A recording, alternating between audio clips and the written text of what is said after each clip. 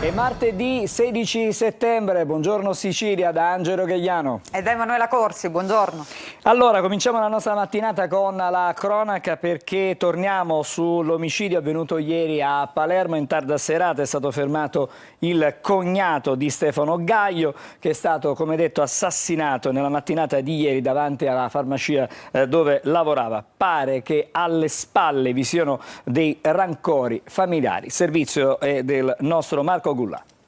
Dopo un lungo interrogatorio, la squadra mobile di Palermo è in stato di fermo l'uomo accusato di aver ucciso il 39enne Stefano Gaglio ieri mattina a colpi di arma da fuoco davanti alla farmacia Sacro Cuore dove il magazziniere lavorava. Si tratta di Giuseppe Cangemi, 62 anni, residente alla Calza e cognato della vittima. Ancora da chiarire il movente che potrebbe essere legato a questioni familiari. Sembrerebbe che alla base di tutto potrebbe esserci l'eredità contesa di una villetta a Carini che il suocero di Stefano Gaglio aveva donato alla figlia, ovvero alla moglie della vittima. Ma si tratta solo di una delle tante piste seguite dagli investigatori che adesso stanno indagando a tutto campo per capire il movente dell'omicidio. Decisive per le indagini sarebbero state le immagini delle telecamere della farmacia e di altri esercizi commerciali della zona che avrebbero ripreso tutta la scena. Un omicidio in diretta con Cangemi che avrebbe aspettato davanti alla farmacia il cognato, forse uno sguardo e poi i colpi di pistola, circa 4. Gaglio è crollato a terra, morto dopo qualche minuto di agonia. Il killer si è poi dileguato a bordo di uno scooter facendo perdere le proprie tracce, ma gli investigatori, grazie anche alle testimonianze di chi era presente, hanno immediatamente avviato le ricerche fermando Cangemi nel primo pomeriggio direttamente nel quartiere dove vive, alla Calza. L'interrogatorio del presunto assassino è durato fino a sera, intorno alle 23 è stato fermato per omicidio e trasferito in carcere nell'attesa della convalida del giudice per le indagini preliminari. E noi cominciamo la lettura dei quotidiani questa mattina, quelli regionali, da questo fatto di cronaca avvenuto proprio a Palermo. Emanuela. Sì, intanto vi faccio vedere le prime pagine perché naturalmente questo omicidio è in primo piano su tutti i quotidiani regionali e quindi vediamo il Giornale di Sicilia. Omicidio e giallo a Palermo, sospetti sul cognato dell'ucciso, interrogato fino a notte. Il magazziniere sarebbe stato assassinato per un prestito, scrive il Giornale di Sicilia. Vediamo la Sicilia, invece. Eccolo qui, ucciso mentre va al lavoro, fermato in serata il cognato. E ancora, la Gazzetta del Sud è una delle due fotonotizie nel taglio centrale. Questa storia, ucciso in un agguato, sotto torchio il cognato, omicidio in pieno centro. Non c'è stato scampo per Stefano Gaglio, appunto la vittima di 39 anni, freddato con 4 colpi di pistola. Infine vediamo anche la prima pagina di Repubblica. Palermo nel taglio alto, ucciso dal cognato invece per un villino conteso. E poi l'omertà alla Zisa, non ho visto nulla. Ma andiamo a vedere appunto queste notizie all'interno dei quotidiani e partiamo proprio da Repubblica. Palermo, freddato con 4 colpi di pistola. La polizia ferma il cognato. La disputa per un villino sembra sia stata la causa della morte di Stefano Gaglio, incensurato e padre di 2 figli. E qui vediamo la foto e il luogo del delitto e poi subito sotto la foto della vittima, appunto Stefano Gaglio. Il cadavere è stato appunto trovato di fronte alla farmacia Sacro Cuore di Palermo. E poi ci sono le voci del quartiere. Ero girato, guardavo altrove, alcune delle persone che sono state sentite appunto dai giornalisti di Repubblica Palermo, ricompare l'omertà alla Zisa. Le parole di qualche commerciante ricordano gli anni bui di Piazza Principe di Camporeale, quando gli omicidi però erano solo di mafia, ma non sembra che questo appunto sia un omicidio di mafia, piuttosto il movente potrebbe essere proprio all'interno dei rapporti familiari. E poi ancora leggiamo il dolore dei conoscenti, era un bravo ragazzo, sempre prodigo di consigli. Vediamo anche la Sicilia all'interno, a pagina 22, si continua a sparare, ucciso 39enne, fermato il cognato. Stefano Gaglio freddato davanti alla farmacia dove lavorava come magazziniere, il parente portato in questura appunto in tarda serata. E poi c'è un identikit, un profilo di chi era la vittima, incensurato e senza ombre un ragazzo d'oro. È assurdo. E ancora anche la Sicilia pubblica le reazioni del quartiere che è raggelato. La gente dice: credevo fossero botti, quindi insomma passanti, commercianti, residenti che sicuramente non si aspettavano un omicidio a colpi di pistola appunto in pieno giorno. Vediamo anche la Gazzetta del Sud: freddato di giorno in pieno centro, sospetti sul cognato della vittima, non c'è stato scampo appunto per Gaglio, ucciso in un agguato con 4 colpi di pistola, il delitto ripreso da telecamere di videosorveglianza, le tensioni appunto in famiglia e per un prestito. Quindi insomma sia la Gazzetta del Sud che il Giornale di Sicilia parlano di un prestito, mentre invece abbiamo visto Repubblica Palermo parla di una villetta contesa. Grazie Emanuela, torniamo da te fra pochissimo, ma intanto restiamo sempre nel palermitano. Adesso siamo a Carini, c'è stata una lite tra vicini di casa e poi una aggressione a colpi di coltello. Rimasto ferito un giovanissimo, la mamma di questo ragazzo dice: mio figlio coperto di sangue. È una vicenda dai contorni ancora poco chiari, ma con un epilogo da incubo. Un giovane di 20 anni colpito con 2 coltellate al petto e una al braccio, il padre pestato brutalmente e la madre terrorizzata che ha assistito inerme alla scena. È accaduto tutto a Carini, nel Palermitano, intorno a mezzogiorno di domenica. Una lite tra vicini, secondo le prime ricostruzioni, degenerata per futili motivi e che stava quasi per trasformarsi in tragedia. A raccontarla è stata la madre della vittima, Mary Giammona, giornalista di Teleiato, che con un post su Facebook adesso vuole giustizia. Ho visto il sangue che copriva il corpo di mio figlio, ma nessuno è stato trattenuto per tentato omicidio, scrive. La donna avrebbe chiesto ai vicini, che avevano affittato una villetta limitrofa e che avevano organizzato una festa, di spostare dal muro perimetrale una delle casse acustiche dell'impianto che trasmetteva musica ad alto volume. In un attimo gli animi si sono scaldati, sono volate parole grosse contro la donna che hanno costretto il marito, preoccupato, ad intervenire. Da lì in poi la situazione è degenerata all'inverosimile. L'uomo è stato accerchiato e preso a calci e pugni dal branco. Il figlio di 20 anni, nel tentativo di aiutare il padre, si è messo in mezzo mentre un altro uomo ha tentato di farsi giustizia con un coltello. Secondo quanto riportato dalla donna, il ragazzo è stato trasportato all'ospedale di Partinico, dove i medici hanno fortunatamente accertato che il coltello non ha colpito gli organi vitali. Sul posto sono intervenuti i soccorritori del 118 e i carabinieri della sezione radiomobile di Carini. L'autore dell'aggressione, probabilmente sotto effetto di alcol, è stato denunciato a piede libero, ma le indagini proseguono per ricostruire minuziosamente la dinamica dei fatti. Incredulità e indignazione da parte della comunità di Carini, che si è stretta attorno alla famiglia brutalmente aggredita. E torniamo da Emanuela per questo altro fatto molto grave che testimonia come, diciamo, che la situazione sicurezza non solo nel Palermitano è uno dei temi, diciamo, più importanti. Sì, vediamo sulla Sicilia questa notizia. Ho visto il sangue coprire il corpo di mio figlio. Parla proprio la madre, la giornalista, la collega dell'emittente televisiva Teleiato, Mary Giammona, che appunto descrive cosa è successo quella sera. Ho visto il sangue che copriva il corpo di mio figlio, ma nessuno è stato trattenuto per tentato omicidio. Il giovane è stato colpito appunto da 2 coltellate al braccio e al petto. A seguito di questa lite l'intera scena inizia a causa di un impianto d'amplificazione per karaoke, quindi insomma futili motivi per una città, una provincia, ma potremmo estendere questo tema della violenza un po' a tutta la Sicilia, come dicevi tu Angelo, perché purtroppo i fatti di cronaca sono sempre più frequenti, arrivano da più parti. Appunto dicevamo a Palermo, una città che ancora si interroga come mai avvengono tutti questi casi di violenza. È una città armata fino ai denti, coltelli e pistole anche ai minori, quindi è chiaro che c'è un allarme sicurezza di cui parliamo ormai da tempo, aumentati del 30% i reati compiuti da adolescenti. A seguire gli ultimi casi di violenza, Maurizio Bonaccorso, il sostituto procuratore con delega alla criminalità diffusa. Naturalmente questo si lega all'omicidio di cui parlavamo appunto in apertura di trasmissione. E a proposito sempre di criminalità diffusa e di diciamo, situazione sicurezza che è da attenzionare, adesso siamo a Catania e vediamo anche queste immagini e vedremo anche il servizio, sentiremo il servizio. È stato arrestato un rapinatore seriale che è stato incastrato dalle telecamere di videosorveglianza.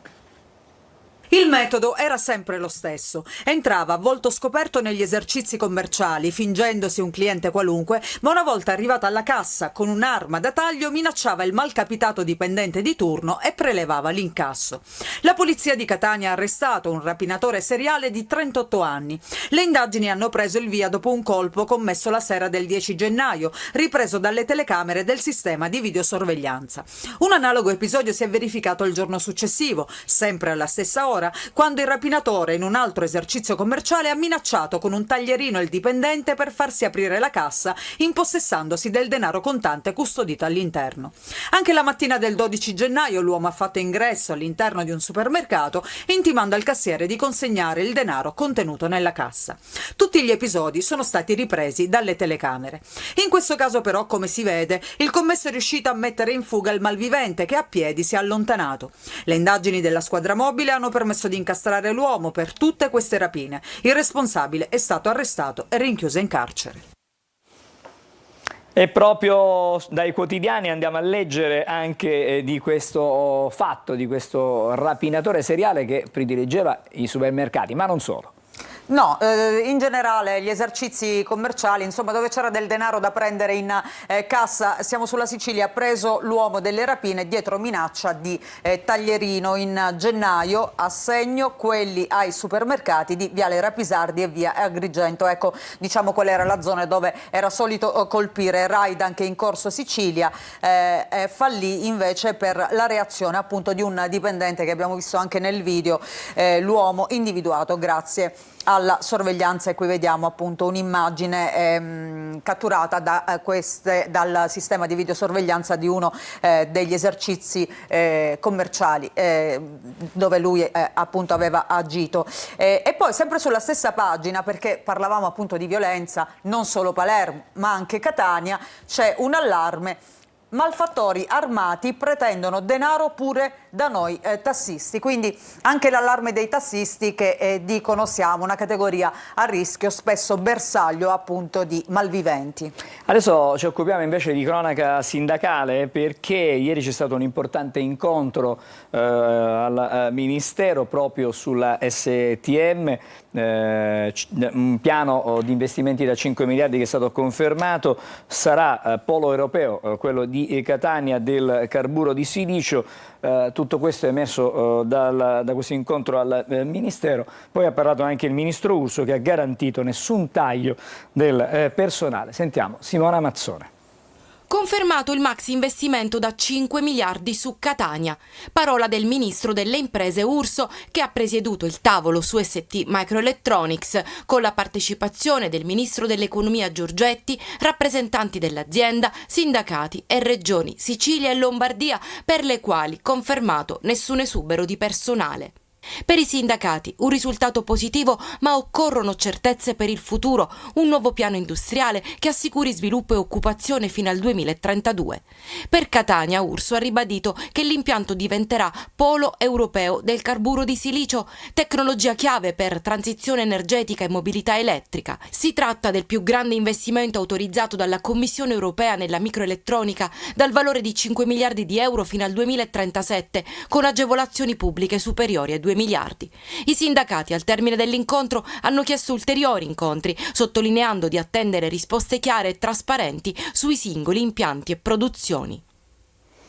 Parleremo di questo stamattina, lo faremo più avanti nel corso della nostra mattinata. Buongiorno Sicilia con Angelo Mazzeo, che è il vice segretario nazionale dell'UGL, ma intanto leggiamo la notizia anche sui quotidiani. Sì, siamo sulla Sicilia. quindi buone notizie per l'ST, maxi investimento e niente taglio del personale. Il ministro Urso per Catania 5 miliardi di euro, zero esuberi anche ad Agrate in Lombardia. Sindacati bene, ma ora il piano industriale. Appunto vediamo i sindacati soddisfatti ma con riserva.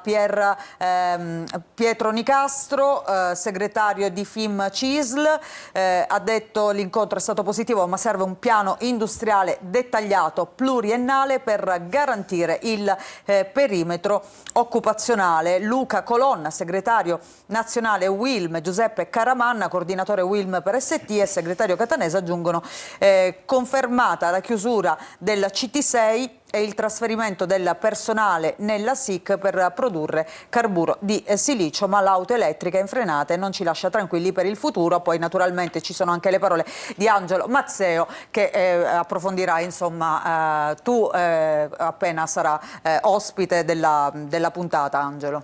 Sì, adesso a Catania perché c'è stato il via libera al progetto esecutivo per il nodo Rotolo-Ognina, un progetto che prevede il completamento dell'allaccio tra il viale Alcide De Gasperi e viale Ulisse. I passi verso il waterfront di Catania. La giunta comunale ha approvato il progetto esecutivo per il miglioramento della viabilità nodo Rotolo-Ognina, un'opera strategica che consentirà a breve l'avvio della gara e l'apertura del cantiere. L'intervento, del valore di oltre 11 milioni di euro, è finanziato attraverso fondi europei e si inserisce nel più ampio piano di rigenerazione urbana dell'area Ognina-Rotolo-Picanello per un investimento complessivo di 53 milioni di euro. Il progetto prevede il completamento dell'allaccio tra viale Alcide De Gasperi e viale Ulisse, rendendo così finalmente pienamente operativo l'asse viario di scorrimento nord-sud alternativo al lungomare, oggi congestionato dal traffico. Una volta ultimato, l'intervento atteso da decenni libererebbe il lungomare dalle auto e valorizzerà il borgo marinaro di Ognina con l'abbattimento del cavalcavia. Il nuovo asse di collegamento, concepito come una via di fuga in caso di emergenze, rafforzerà la sicurezza urbana e la mitigazione del rischio sismico. Soprattutto, come evidenziato nella relazione generale, rappresenta una scelta strategica per alleggerire il traffico da viale Altala Lagona, ridisegnare l'assetto viario cittadino e rendere possibile la pedonalizzazione del lungomare tra Piazza Nettuno e Piazza Mancini Battaglia. E da questa notizia ricominciamo, anzi ritorniamo ai quotidiani per completare la rassegna stampa regionale. Sì, siamo sempre sulla Sicilia, vediamo appunto l'articolo, sia il progetto esecutivo per la viabilità Rotolo-Ognina, ci sono le parole del sindaco che dice liberare il lungomare significa valorizzare uno dei luoghi più belli della città, ha detto Trantino. Questo cantiere è parte integrante e propedeutica di una visione complessiva che vuole rendere la zona a mare di Catania più vivibile e sostenibile, con scelte che guardano al futuro ma rispettano l'identità dei quartieri. Andiamo a vedere anche tutte le altre notizie, ripartiamo dalle prime pagine. Il giornale di Sicilia mette ancora tra le notizie in primo piano i rilievi della Corte dei Conti su Agrigento, capitale della cultura, e quindi leggiamo Agrigento al setaccio, i lavori mai partiti. Nel dossier della Corte dei Conti sulla capitale della cultura anche i ritardi degli appalti collegati alle iniziative. La Fondazione sta preparando la risposta per i giudici e intanto annuncia manifestazioni da ottobre a dicembre. Vediamo la prima pagina della Sicilia, l'apertura, i soldi ai festival invecchiati, i contributi della Sicilia Film Commission a eventi di dubbia storicità. Ars, parte la trattativa per le mance nelle variazioni, nel testo South Working e Laghetti, quindi la politica, insomma, è ancora la questione dei fondi, dei contributi appunto regionali in primo piano. E poi vediamo questa protesta dopo la nomina a presidente dell'AST di Genovese Junior. Il merito è morto, un sit-in appunto di protesta contro il nuovo presidente, più che altro contro questa decisione di metterlo a capo dell'azienda appunto del trasporto pubblico siciliano. Andiamo a vedere la Gazzetta del Sud.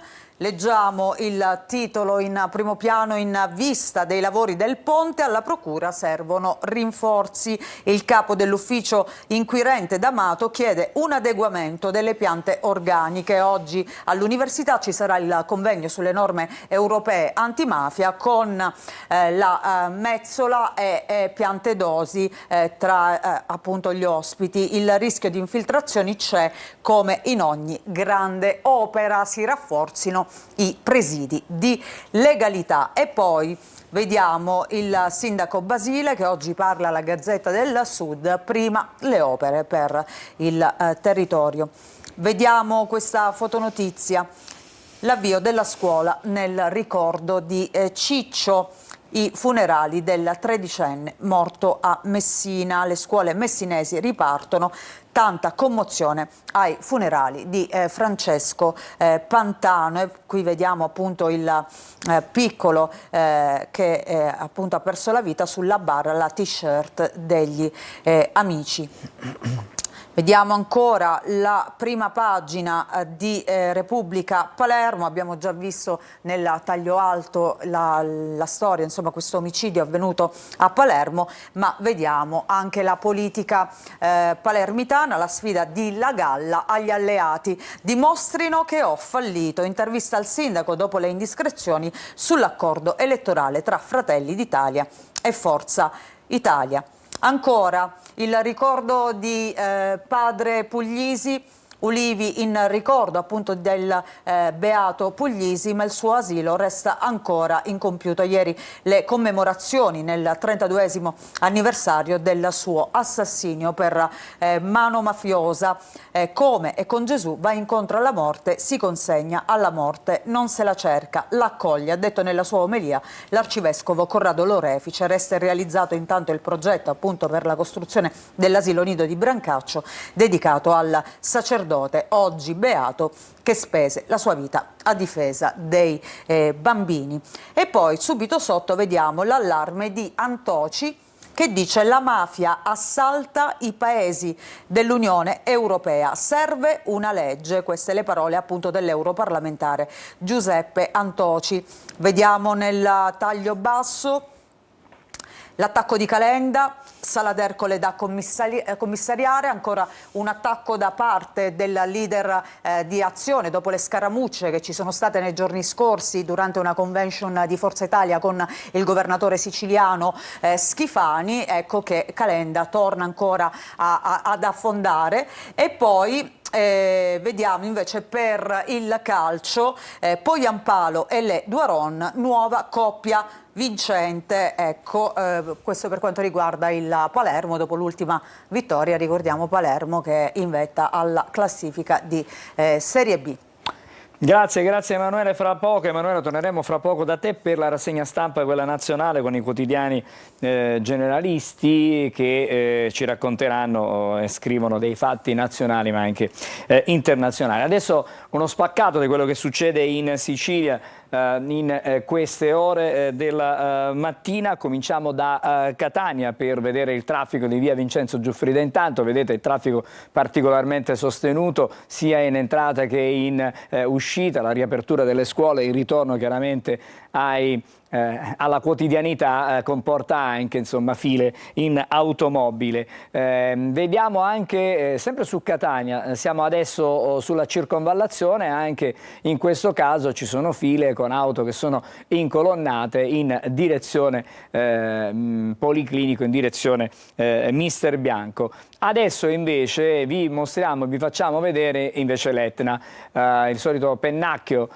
di fumo proprio sulla sommità del vulcano, ma la situazione è particolarmente serena, come potete vedere. Una bellissima cartolina quella che vi stiamo mostrando. E allora dall'Etna adesso andiamo a Taormina e qui vi facciamo vedere l'Etna vista da un'altra prospettiva, ma siamo sul golfo proprio di Taormina, cartoline di Sicilia in questa mattinata proprio a Buongiorno Sicilia. Buongiorno Sicilia che continua, va avanti. Adesso faremo una breve sosta e poi subito dopo torneremo alla lettura dei quotidiani. Lo faremo con Emanuela che ci mostrerà non solo le prime pagine ma anche, diciamo, degli approfondimenti sui fatti nazionali ed internazionali. Vi aspettiamo fra pochissimo, restate insieme a noi a Buongiorno Sicilia.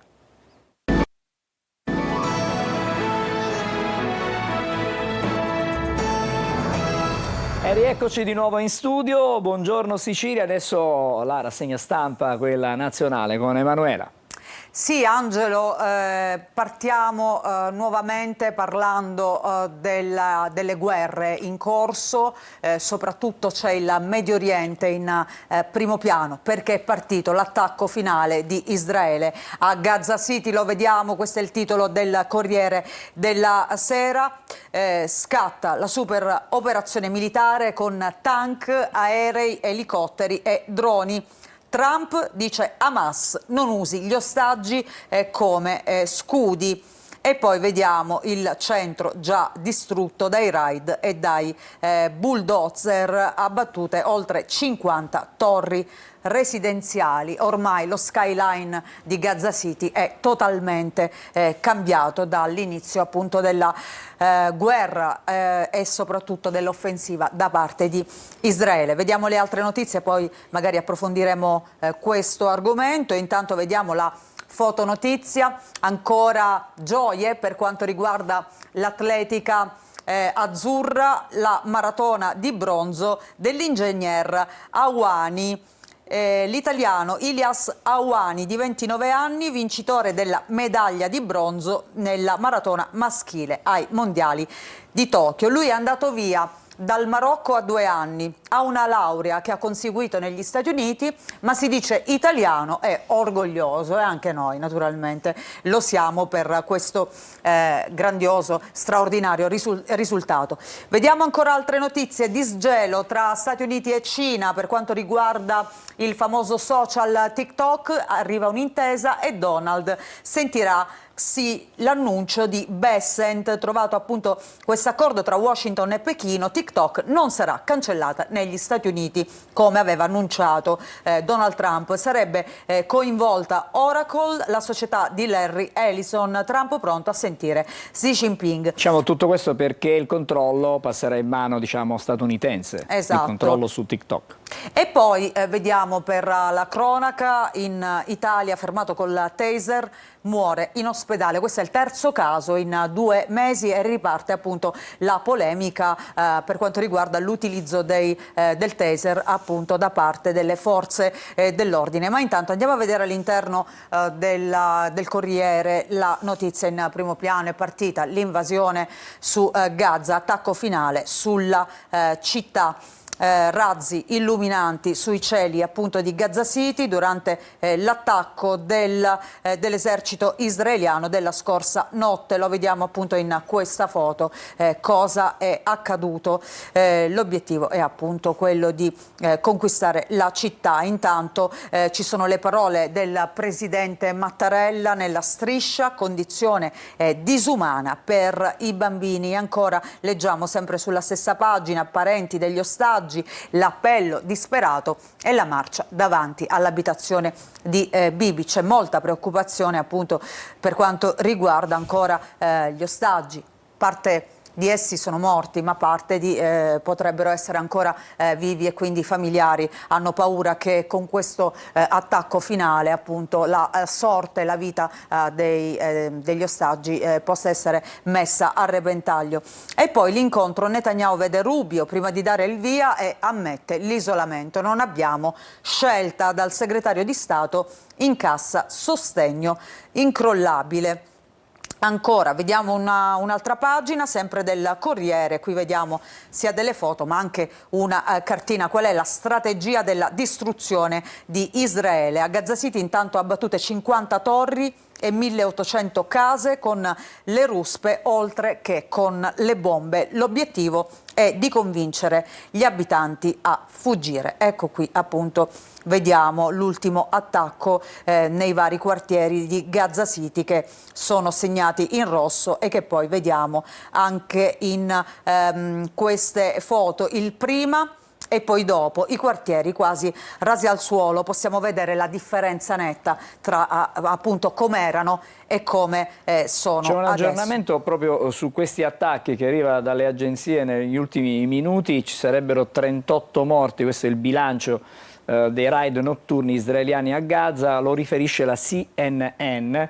Che parla anche di vittime, soprattutto anche molti bambini, così dice la CNN in questo lancio di agenzia. Sì, ormai è partita proprio, come dire, è partito un attacco a tutto spiano anche sui civili. È chiaro che la strategia è quella, come abbiamo sentito, o ve ne andate o comunque noi bombardiamo e non solo.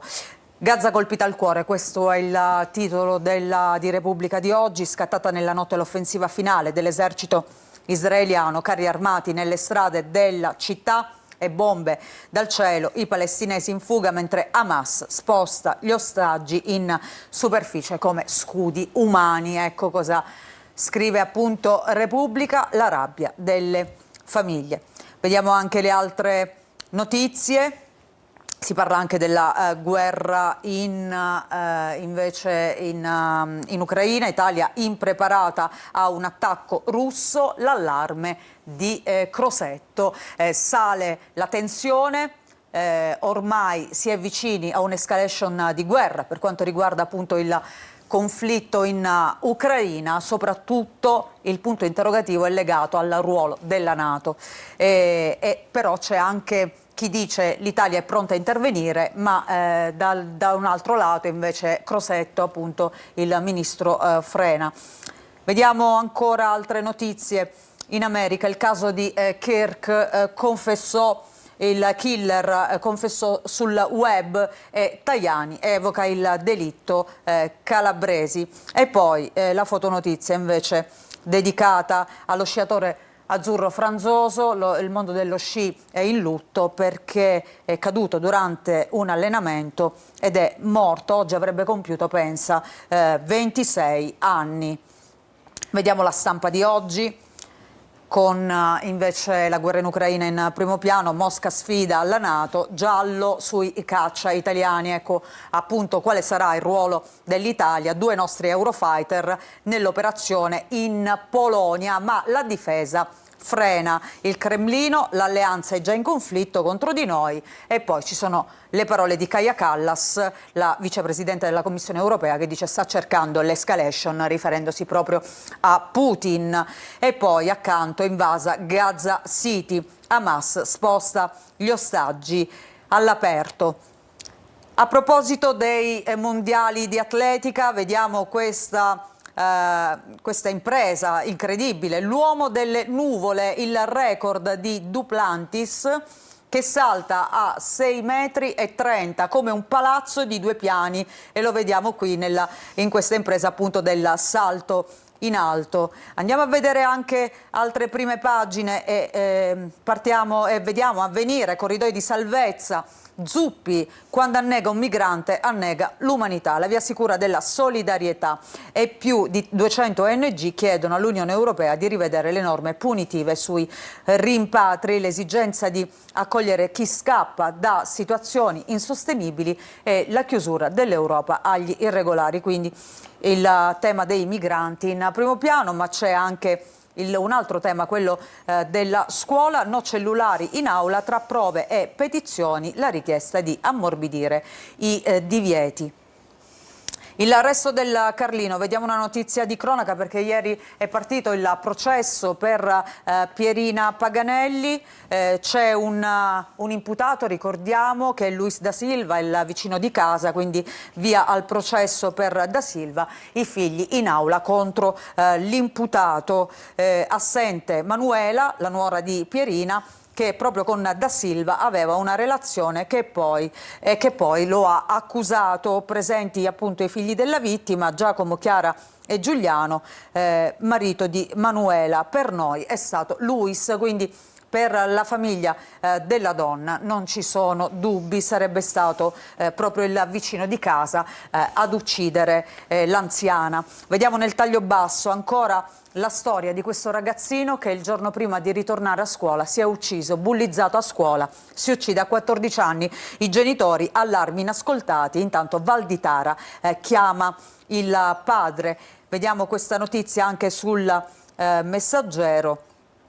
Latina, il papà di Paolo suicida per i bulli. La scuola sapeva, queste le parole del genitore, la preside invece dice non ci hanno mai segnalato nulla, falso, chiedevo protezione. La famiglia chiede giustizia e chiede appunto che si facciano delle verifiche per capire se appunto questo ragazzino sia arrivato al gesto estremo proprio a causa dei bulli della scuola. Grazie Emanuela. Prima di fermarci vi do un aggiornamento su una notizia di cui abbiamo parlato quasi in apertura di questa mattinata con Buongiorno Sicilia, cioè l'accoltellamento avvenuto a Carini. Per il ferimento i carabinieri del giovane, i carabinieri hanno denunciato 10 persone di un'età compresa fra i 19 e i 61 anni. Tutti sono stati denunciati per rissa aggravata. Adesso facciamo un'altra sosta, breve sosta, e poi il primo degli ospiti della nostra mattinata.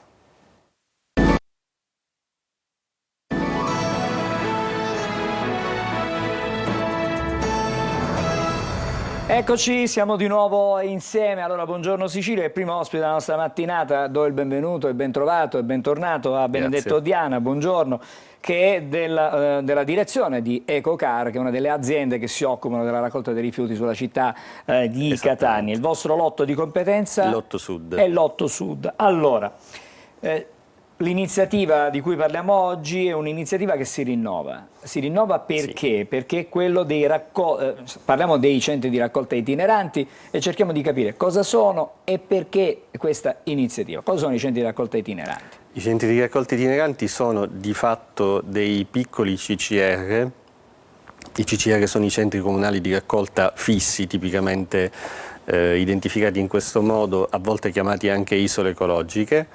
Questi mobili sono appunto delle piccole isole mobili che diciamo di fatto si tratta di cassoni scarrabili che girano per il nostro lotto, per la città nella parte di nostra competenza, per permettere all'utenza di andare a conferire alcuni rifiuti che tipicamente non sono conferibili con la raccolta domestica da calendario. Sono delle fattispecie un pochino diverse che tipicamente si portano ai centri di raccolta. Possiamo dire quali sono questi? Sì, possono essere piccoli elettrodomestici, anche, per fare un esempio? Sì, allora, diciamo che noi in genere ci muoviamo in modo da consentire sia il conferimento dei rifiuti elettrici ed elettronici sia di grande che di piccola pezzatura, di conferire ingombranti in legno. Stiamo vedendo delle foto intanto. Ah sì, di conferire ingombranti, insomma materiali di questo genere, tipici appunto di queste tipologie. Però si possono conferire anche toner, cartucce, quindi cose che possono esserci a casa ma che necessitano di un trattamento un pochino diverso e che non possono essere messi nei mastelli che si espongono ogni singola giornata. Però se uno vuole portarci anche della carta o della plastica normale perché se la ritrova... Voi la prendete? Sì, in questo caso conferendolo in un giorno tra virgolette fuori calendario, come del resto appunto si può fare ai CCR normalmente. Allora, ci sono già stati delle tappe in Viale Librino, poi lo stradale Cravona, insomma questo servizio è itinerante, abbiamo detto, e riguarda il lotto Sud. C'è un calendario? Sì, c'è un calendario che noi abbiamo diffuso attraverso i social, poi abbiamo fatto anche l'uscita stampa. Normalmente questo è il terzo anno che facciamo questo tipo di iniziativa, in coordinamento con la direzione ecologia. Ovviamente non è un'iniziativa semplicemente nostra, ma ovviamente è una cosa condivisa.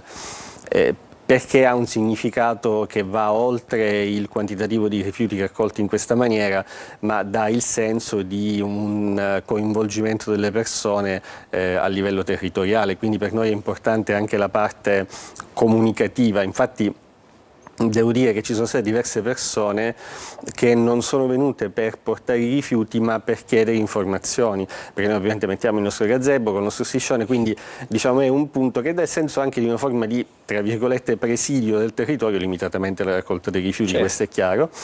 E quindi diciamo per noi ha soprattutto questa valenza, se vogliamo. Ma possiamo riscontrare anche un'altra valenza in questa operazione, cioè quello di eliminare le micro discariche che nascono come i funghi e anche di più in questo caso sulla città di Catania. Adesso poi magari cercheremo di capire cosa succede anche nelle altre grandi città della nostra Sicilia, però è innegabile che molte volte quando non si sa che cosa fare, che ne so, di una stampante, faccio un esempio, magari si abbandona per strada. Per evitare tutto questo, allora è possibile questo tipo di iniziativa? Sì, ma io, diciamo, visto che stiamo tornando dopo un altro paio di volte in cui ci siamo visti, anche nella scorsa puntata, diciamo così, avevo ribadito questo messaggio e credo che sia il caso di ripeterlo nuovamente. Non è francamente più ammissibile che ci sia tutta questa grande quantità di abbandoni incontrollati sul territorio, perché finché c'è una carenza da parte del servizio, diciamo da parte del sistema, nel mettere le persone in condizione di conferire tutti i rifiuti che producono, mi riferisco in modo particolare all'utenza domestica ovviamente, allora è sbagliato lo stesso, perché al di là di tutto è un reato a termini di legge, questo per carità, ma diciamo che si può avere un minimo di comprensione nella misura in cui uno può dire ma effettivamente però non c'è come fare o è estremamente complicato trovare un sistema. Ma questo ormai da diversi anni non è più così.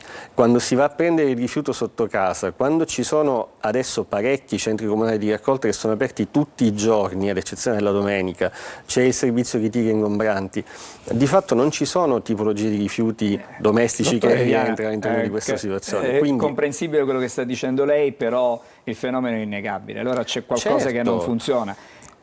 Capisco che le aziende fanno il loro lavoro, tutte le aziende, perché raccolgono chiaramente il rifiuto che viene depositato davanti alla porta con il sacchetto a seconda del calendario, ma evidentemente c'è un problema anche neanche di cultura, perché non è neanche un problema di cultura, è un problema di rispetto delle regole. Certo, assolutamente sì, e proprio quello il fatto è che tendenzialmente le persone sono tuttora convinte che questa sia, se vogliamo, una forma anche di furbizia. No, ma come? Ma io perché mi devo scomodare a fare una cosa secondo le regole quando più comodamente posso creare un problema che tanto qualcuno risolve lo stesso? Perché anche da questo punto di vista uno potrebbe dire che noi siamo di fatto costretti a fare dei servizi in più che restano comunque a carico della collettività per togliere del materiale che invece si potrebbe benissimo intercettare attraverso i flussi normali. In questa cosa secondo me c'è anche, se vogliamo, un altro tipo di cortocircuito che attiene forse più a un fatto culturale, nel senso un pochino più lato della parola, e cioè il non rendersi conto che i comportamenti sbagliati, al di là degli aspetti normativi, facciamo finta per un attimo che questo capitolo qui non ci sia, ma questa roba ci torna indietro. Quando noi gettiamo nell'ambiente un rifiuto, qualunque esso sia, poi ormai direi anche nel brevissimo periodo, non solo nel breve, nel medio e nel lungo, ci troviamo con problemi che diventano di estrema difficoltà dal punto di vista della soluzione. Vorrei citare solo un termine: microplastiche. Ultimamente se ne è parlato sempre di più, devo dire per fortuna, perché per lunghi anni le aziende che producono la plastica tendenzialmente hanno fatto di tutto per evitare che del problema si parlasse, anche se nell'ambito scientifico è noto da parecchio tempo, appunto.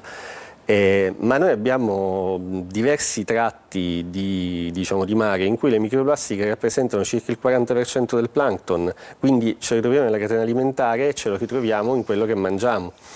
E allora bisognerebbe fare leva su queste persone, ricordando che quando si abbandona un rifiuto il problema non è soltanto che ce lo ritroviamo per strada, ma il problema riguarda anche i figli di queste persone perché poi chiaramente la qualità, non solo la qualità della vita, ma un problema di salute si può ripercuotere e infatti su è tutti. anche questo tipo di messaggio che noi ad esempio cerchiamo di veicolare quando andiamo nelle scuole diciamo, per fare i nostri progetti di educazione ambientale, in cui non ci limitiamo solo a dire ok sì la plastica si differenzia così, l'organico poi fa questa fine e via discorrendo, ma cerchiamo di porre diciamo, l'accento anche sulle implicazioni che sono ampiamente note, però un conto è dire sì ok sappiamo che se il rifiuto lo lasciamo così inquina, ok, però inquinamento è un termine un po' generico, se invece uno va a fare capire che guarda che questo significa questo, che poi significa quest'altro e te lo ritrovi tu il problema in prima persona,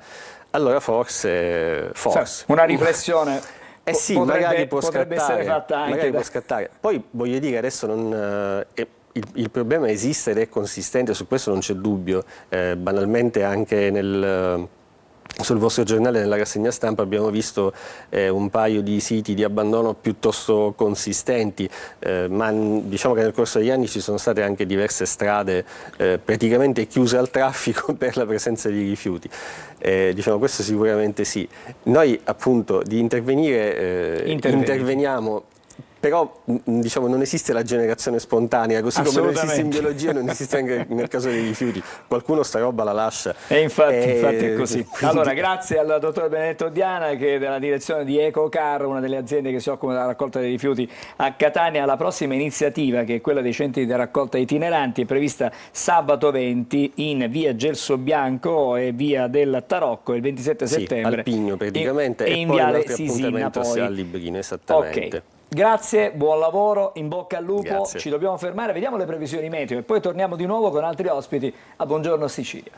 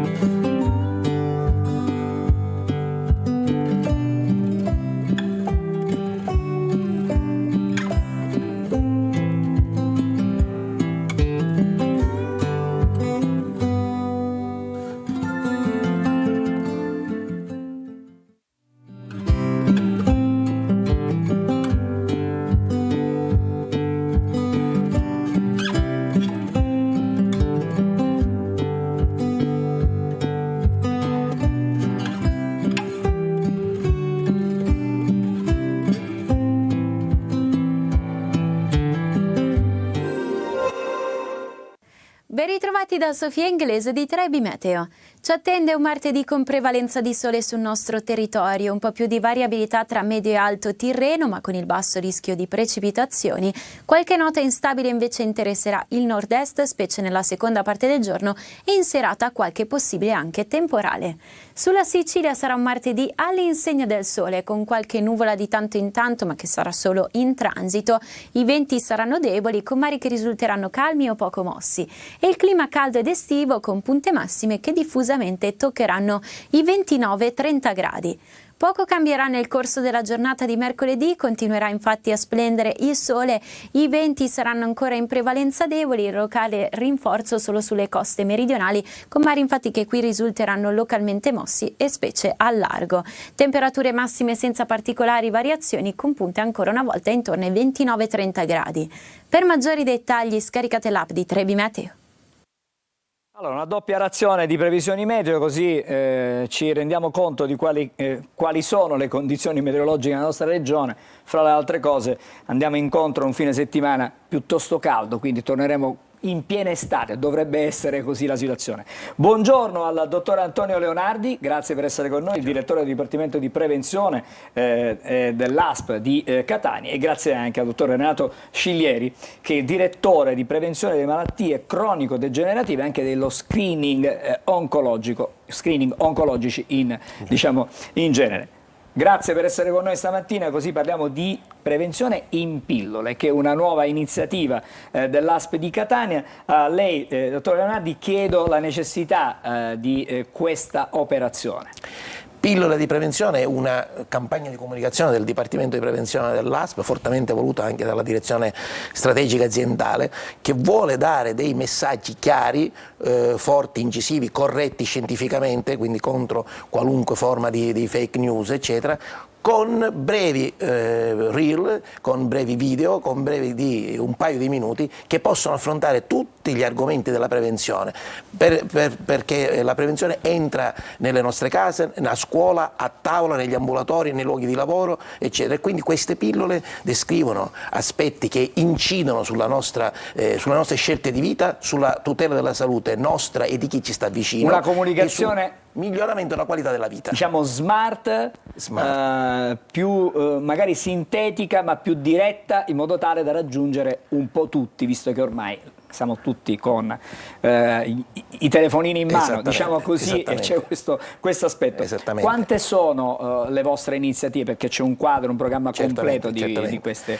Questa è già la seconda edizione, dopo il successo appunto della prima edizione avremo 8 pillole di prevenzione che sono partite e che ogni venerdì c'è una pillola nuova. Siamo partiti con una prima pillola di carattere generale che illustra qual è lo strumento importante della comunicazione, perché la comunicazione è il primo strumento di promozione della salute, se è una comunicazione efficace, corretta e scientifica. La prima pillola che abbiamo mandato già venerdì scorso riguarda la sicurezza delle acque di balneazione, e quindi abbiamo spiegato come vengono testate le nostre acque di balneazione. Abbiamo il nostro laboratorio di sanità pubblica che effettua questo tipo di esami, i nostri medici e tecnici della prevenzione che prelevano le acque dalle varie zone della nostra costa, vengono prelevate, vengono esaminate, e se vengono trovate dei valori non conformi alle norme, ovviamente viene poi comunicato per il divieto di balneazione. Quindi è importante che il cittadino anche sappia come avviene il processo, perché c'è un cartello di divieto di balneazione in una zona. La seconda pillola sarà invece dedicata alle vaccinazioni, è fondamentale, ci abbiamo adesso verso la campagna antinfluenzale, quindi dobbiamo sempre più invitare i cittadini a vaccinarsi, e in particolare in questo caso è la vaccinazione pediatrica, quindi morbillo, parotite, rosolia, varicella, e non bisogna sottolineare, il morbillo per esempio è una malattia che può essere gravissima, può anche essere mortale, quindi sarà dedicata a questo. La terza pillola riguarderà la promozione della salute e sicurezza nei luoghi di lavoro a partire dai banchi di scuola, perché vogliamo far sì che i concetti della salute e della sicurezza sul lavoro partano dalle scuole e dall'età scolare, e illustreremo anche un progetto che stiamo portando avanti già l'anno scorso di far sì che i ragazzi possano realizzare delle loro iniziative di podcast, video, brani musicali, canzoni e così via, che possono far sì che incidono sui loro valori, far sì che la sicurezza e la salute diventa un bagaglio valoriale loro e che lo portino a casa. La quarta pillola sarà dedicata proprio agli screening oncologici, alla prevenzione oncologica. E allora qui io la blocco, la fermo un attimo, perché il dottore Sciglieri certamente è più addentro a questa materia. Sì, gli screening oncologici si rivolgono a una popolazione vasta di 300.000 donne per lo screening del tumore dell'utero, in cui la fascia di età, mi preme dirlo, è tra i 25 e i 64 anni. Per la mammella abbiamo una popolazione di 150.000 donne con una fascia di età tra 50 e 69 anni, e per il colon retto abbiamo una fascia di età sempre di 50 e 69 anni con una popolazione di 300.000 residenti in provincia di Catania. Lo dico perché dietro un coinvolgimento di questa grande fetta della popolazione ci deve stare necessariamente un'organizzazione importante che assicuri un'offerta e una qualità dei servizi importante. Qual è il limite? Ed è uno dei motivi perché noi stiamo lanciando e siamo anche qua questa campagna di informazione. Il limite è che spesso donne e uomini aderiscono poco a queste attività. Per quanto abbiamo raggiunto gli obiettivi buoni, per quanto abbiamo, come dire, coinvolto tutti i medici di medicina generale che possono direttamente prenotare lo screening mammografico, quindi il test di primo livello a mammografia piuttosto che il PAP o l'HPV test, per quanto tutti i farmacisti sono in rete e hanno dato la loro disponibilità per distribuire il kit il sangue occulto nelle feci, stiamo cercando di fare il possibile e l'impossibile per incentivare ulteriormente la popolazione a partecipare. Come si fa a partecipare? Forse era passato prima una slide. Intanto si può chiamare direttamente il numero verde. Il numero verde dedicato, non è un numero verde qualunque, è un numero verde che è l'800 894 007 ed è un numero in cui gradito all'utenza. Tenga presente che negli ultimi anni circa 90.000 contatti vengono gestiti ogni anno da operatrici ormai particolarmente formate professionalmente, e laddove anche non si sia ricevuto l'invito con la classica letterina è possibile comunque fare una telefonata o appunto, come dicevo prima, rivolgersi al proprio medico di medicina generale. In alternativa si può anche scrivere a screening@aspct indicando il proprio nominativo e si viene contattati immediatamente, oppure ritirare il kit in farmacia, come dicevo prima. Ripeto, anche se non si è ricevuto l'invito è importante fare una telefonata per poter partecipare. Dicevo, scusami, che è importante perché ci teniamo. Perché al di là dei tanti inviti che facciamo, al di là, ripeto, del coinvolgimento importante dell'associazione di volontariato, dei medici medicina generale, come dicevo prima, di un sito web che è multilingue e quindi può essere ad accesso a altri.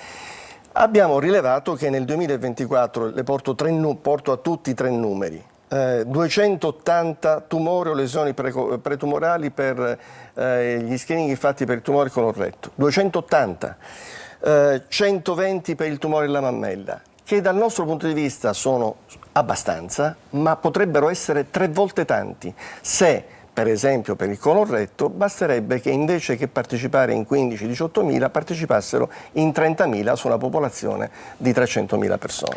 Allora, il tempo è veramente tiranno, però che gli screening sono gratuiti. Gratuito è fondamentale questo. Un sondaggio del Ministero della Salute ha dimostrato che solo 1 su 5 dei cittadini in Italia sa che questi screening sono assolutamente gratuiti, quindi è importante, totalmente gratuiti, e quindi è importante che ci approcciamo a questi screening. E dottore, mi perdoni, sì. Una cosa importantissima. Laddove si rileva una positività o un sospetto, la presa in carico è, oltre che gratuita, complessiva insieme alle aziende ospedaliere della nostra città. Quindi non è solo l'ASP, ma è tutto il sistema sanitario che accoglie e prende in carico l'utente.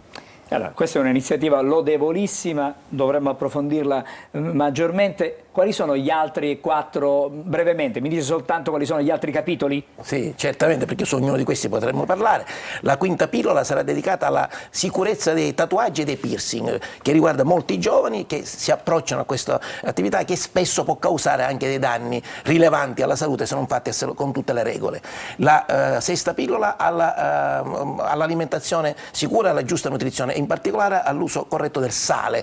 Meno sale, più salute l'abbiamo dedicata determinate, quindi è importante. La settima pillola riguarderà la salute e la sicurezza dei lavoratori del settore dell'agricoltura, perché nell'agricoltura spesso ci sono infortuni mortali con le macchine, con i trattori, quindi diffondiamo un messaggio chiaro sulla sicurezza in queste attrezzature. E infine l'ultima sull'accesso ai nostri ambulatori, alle nostre strutture, sulla modalità con cui le nostre strutture vengono verificate anche in termini di qualità e di accreditamento. Allora, ci ripromettiamo di rivederci per capire. Chiaramente i risultati si avranno avanti nel tempo, però per approfondire ancora questo tema, perché mi sembra molto molto interessante, perché la prevenzione è fondamentale. Devo ringraziare il dottor Antonio Leonardi, che è il direttore del Dipartimento Prevenzione dell'ASP, grazie anche al dottor Renato Cilieri, che è il direttore di prevenzione delle malattie cronico-degenerative, e anche per gli screening oncologici, di cui ci ha fatto una bella, diciamo, un bel focus, anche se in poco tempo. Grazie davvero per questa iniziativa dell'ASP di Catania. Ci fermiamo ancora, fra poco andremo a Messina, vediamo se andiamo a Messina oppure a Roma, una delle due città in collegamento per parlare o di ST oppure di questo convegno importante che c'è a Messina sulle lotte alle mafie a livello europeo. A fra pochissimo.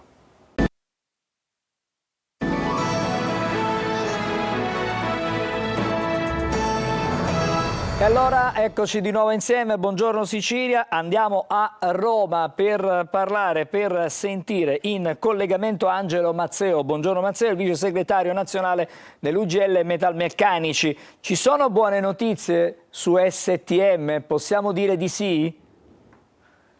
Beh, intanto buongiorno a voi, grazie, buongiorno ai vostri telespettatori.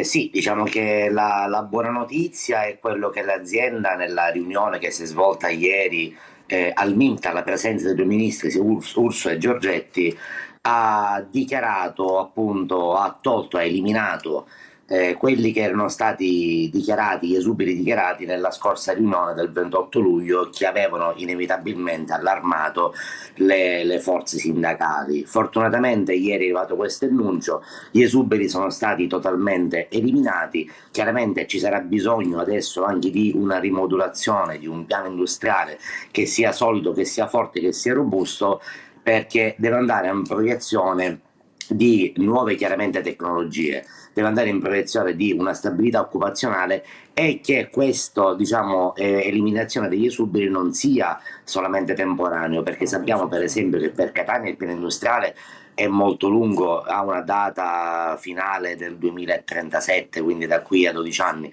per Agrate un po' meno. Noi vorremmo che appunto il problema degli esuberi sia totalmente eliminato, non sul momento, ma che sia totalmente eliminato anche in prospettiva sugli anni futuri. Volevo semplicemente dire, è certamente una buona notizia, allora possiamo prendere per buona questa notizia. Assolutamente. Piano industriale, veniamo al piano industriale, cosa chiedete da questo punto di vista?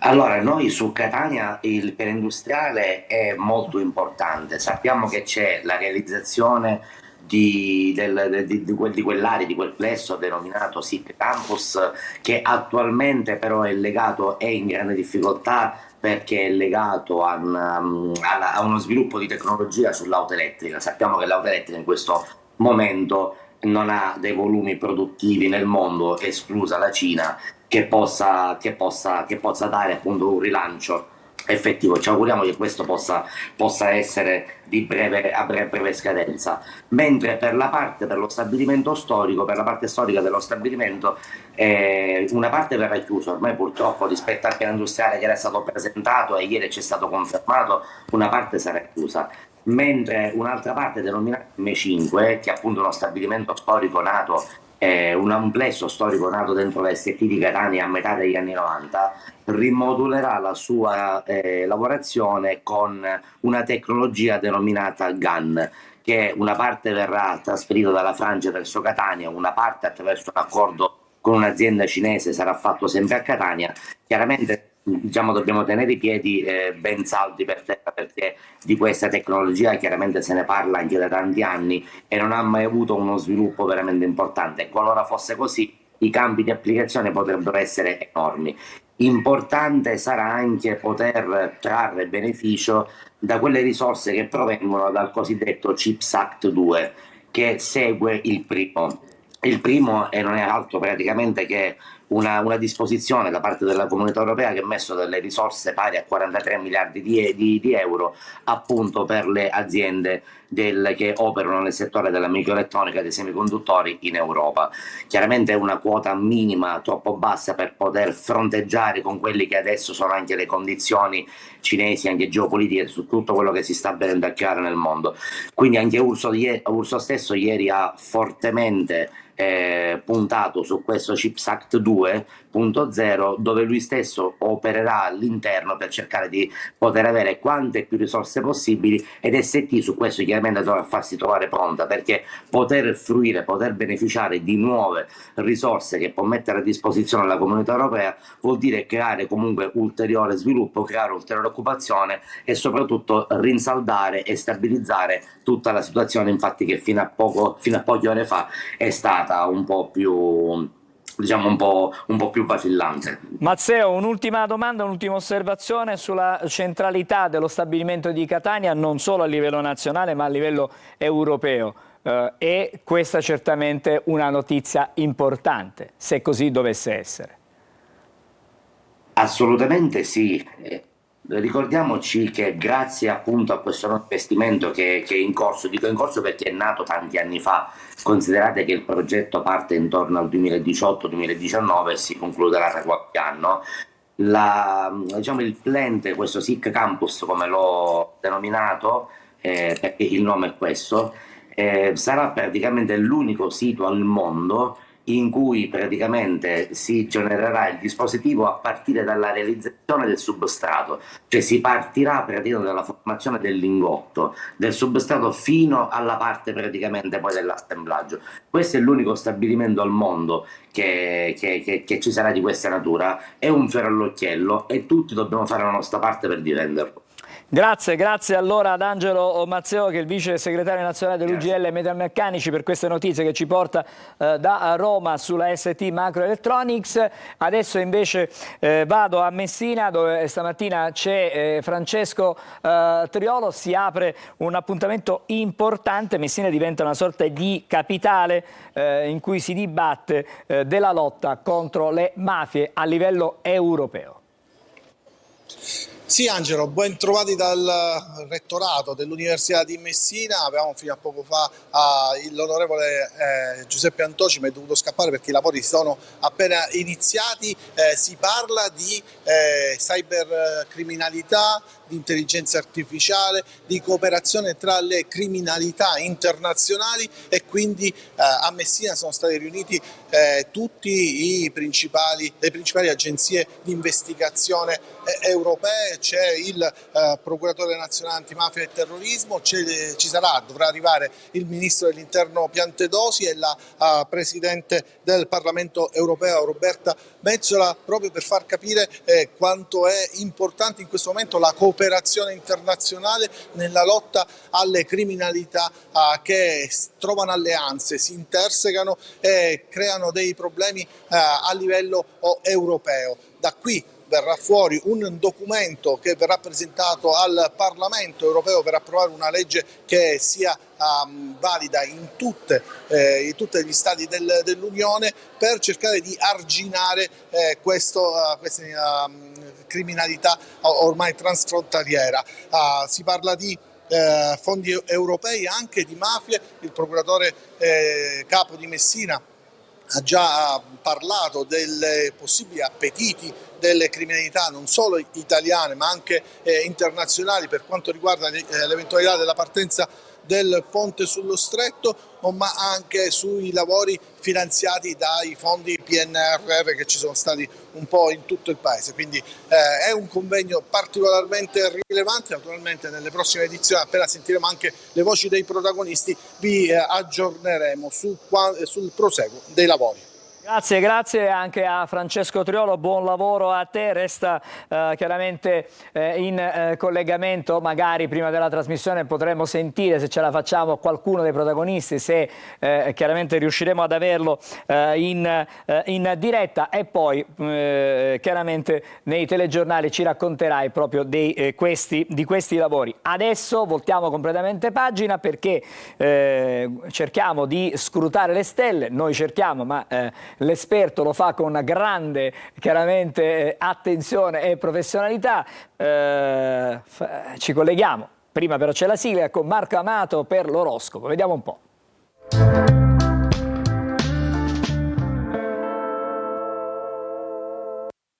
E allora, buongiorno a Marco. Io ho detto noi cerchiamo di scrutare le stelle perché siamo praticamente degli utenti, no? Mentre l'esperto sei tu. Buongiorno Marco, ben trovato. Buongiorno Angelo e ben ritrovato. Grazie, una bellissima tazzina dorata, vedo io stamattina, buon caffè. Di cosa parliamo oggi? Grazie.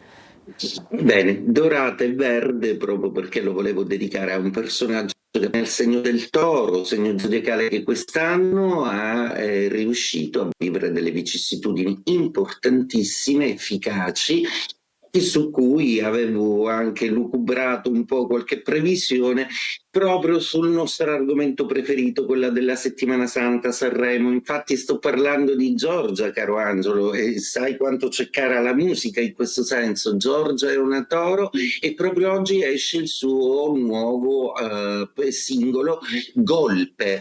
Golpe è praticamente un concetto musicale che abbraccia un po' una rivalsa di Giorgia proprio dopo un anno intenso e importante. Ricordo che il segno zodiacale del Toro, che è quello appunto della cantante di Sole ed Azzurro, di tanti pezzi importantissimi della musica italiana, ha per concetto una visione un po' di rivalsa e di ripresa. Il Toro ha avuto una serie di vicissitudini importanti, è un po' in perdita e un po' in vittoria proprio in questo momento, come predetto, proprio perché è una fase in cui si riprende, e finalmente sono contento di poter dire ai Toro: ce l'avete fatta. Quindi è passato il periodo complicato e adesso godete di una buona prospettiva zodiacale, proprio oggi che Venere è la protagonista dello zodiaco e si congiunge a Marte in regime di sestile. Per cui cosa accade? Marte e Venere, il maschile e il femminile nello zodiaco, collaborano, il che è ottimo per Ariete, che vede di nuovo gli stimoli e baci della bella Venere in amore. Per Toro è un tripudio, proprio perché Venere è il suo pianeta e quindi si riattivano una serie di passionalità, ma soprattutto azione. Gemelli più concreti con questi movimenti planetari, anche se Venere vi fa i dispetti ancora non si rende stabile, quindi per l'amore bisogna aspettare un po', ma accade di tutto nel vostro mondo lavorativo. Cancro, per voi Venere è amica ed è decisamente importantissimo questo sodalizio con Marte. Venere è in Vergine, Marte è in Scorpione, il sestile li fa cooperare proprio perché voi possiate ripianare la vostra realtà affettiva. Leone, per voi ottimo perché è una Venere di seconda casa, quindi badate all'economia, vi porta fortuna, vi porta piani di azione che riguardano proprio la vostra maniera pratica di agire a livello economico e gestionale. Vergine, un po' i protagonisti di questa giornata zodiacale proprio perché la bella Venere è nei vostri gradi e si avvale della passione di Marte per rendersi decisamente molto più intensi e passionali, più sicuri in amore. Quindi Bilancia, sicuri non siete in questo momento proprio perché state valutando e rivalutando dei piani di azione sempre diversi e cangianti, ma bisogna sperimentare, quindi non basculate, non siate oscillanti, ma siate più decisi, più sicuri.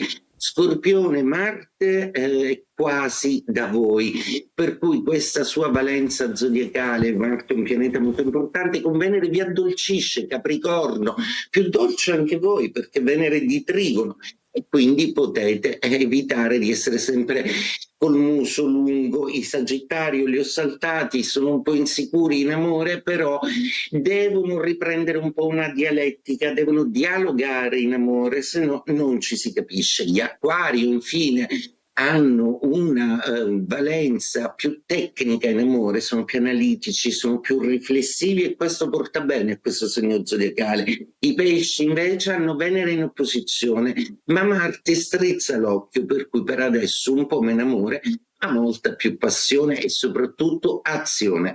E detto questo, auguro a tutti una buona giornata zodiacale e a presto, a domani con le previsioni astrologiche. Grazie, grazie Marco Amato, buona giornata anche a te. Adesso torniamo da Emanuela nel corner dedicato alla lettura dei quotidiani, dei giornali. Che cosa ci riservi per chiudere? Parliamo degli Oscar della TV americana, gli Emmy Awards, perché si è tenuta al Peacock Theater di Los Angeles la 77esima edizione appunto di questi prestigiosissimi premi. E allora vediamo sul Corriere della Sera Emmy per Adolescence, la miniserie è stata premiatissima, Colbert Star, acclamato il comico anti-Trump, tra le serie vincono anche The Pitt e The Studio. Andiamo a vedere le statuette: migliore serie drammatica appunto The Pitt, miglior serie comica The Studio, poi la miniserie Adolescence che vedevamo anche nel titolo, miglior talk show The Late Show with Stephen Colbert e poi miglior attore drammatico Noah Wyle, che è stato anche uno dei protagonisti di ER delle prime serie, e poi migliore attrice drammatica Britt Lower. Vediamo sempre su questa pagina una rivelazione con la quale chiudiamo. Jennifer Lopez fu bocciata per il musical Evita, sulla vita di Eva Peron, e fu scelta poi Madonna. Insomma, una bella storia qui, no? Una bella storia. Ci sarebbe... Forse ancora Jennifer Lopez non era nel pieno della sua carriera all'epoca, stiamo parlando degli anni 90, comunque quando uscì Evita, quindi ancora diciamo il fenomeno J-Lo doveva esplodere sia dal punto di vista cinematografico ma poi soprattutto musicale. Grazie, grazie Emanuela. Ovviamente l'appuntamento con la rassegna stampa Buongiorno Sicilia per domani. Prima di salutarci c'è un'agenzia, c'è stata una notte di sbarchi a Lampedusa dove sono arrivati complessivamente 149 migranti dopo il soccorso di 4 imbarcazioni. Gli ultimi 73, c'erano anche dei bambini, sono giunti al Molo Favarolo poco prima dell'alba. È tutto per questa mattina con Buongiorno Sicilia. L'augurio a tutti voi di una buona giornata. Ci ritroviamo domani come sempre.